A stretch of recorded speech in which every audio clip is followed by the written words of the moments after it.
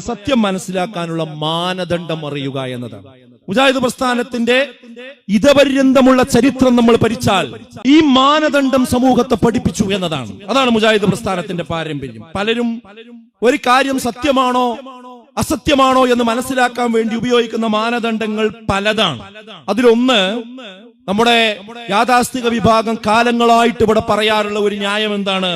നമ്മുടെ വാപ്പകാരണവന്മാര് നമ്മുടെ മഹല്ലിൽ നടക്കുന്നത് ആ കിതാബുകളിൽ എഴുതി വെച്ചത് അതിന്റെ അപ്പുറത്തേക്ക് എന്തില്ല, ഞങ്ങളൊന്നും ചിന്തിക്കാനില്ല എന്ന മാനദണ്ഡമാണ് പലപ്പോഴും സ്വീകരിക്കാറുള്ളത്. ചില ആളുകൾ പറയാറുണ്ട്, നിങ്ങളെ പ്രസംഗം കേൾക്കുമ്പോൾ അതാണ് ശരിയെന്ന് തോന്നും, നിങ്ങളെ പ്രവർത്തനം കാണുമ്പോൾ അതിൽ കുഴപ്പമില്ല എന്ന് ഞങ്ങൾക്ക് തോന്നുന്നുണ്ട്, പക്ഷേ എന്നാലും ഞങ്ങളെ വാപ്പ, എന്റെ വാപ്പാന്റെ വാപ്പ, ഞങ്ങളെ കുടുംബം, ഞങ്ങളെ മഹല്ല്, അതിന്റെ ഒരു രീതി എന്ന് പറയുന്നത് വേറൊരു രൂപമാണ്. അപ്പൊ ഞാനായിട്ട് അതിന് മാറി നിന്ന് ഇതിന്റെ കൂടെ ചേർന്ന് നിന്നാൽ അതൊരു പ്രയാസമാവും.